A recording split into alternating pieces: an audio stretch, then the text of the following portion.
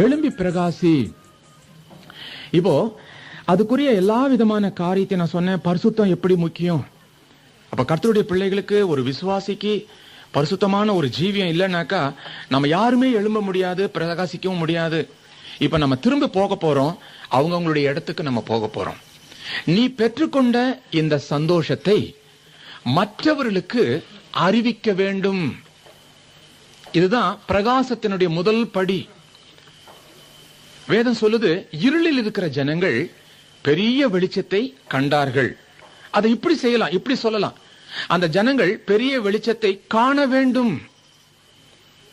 அந்த இருளில் இருக்கிற ஜனங்கள் அந்த வெளிச்சத்தை காண வேண்டும்.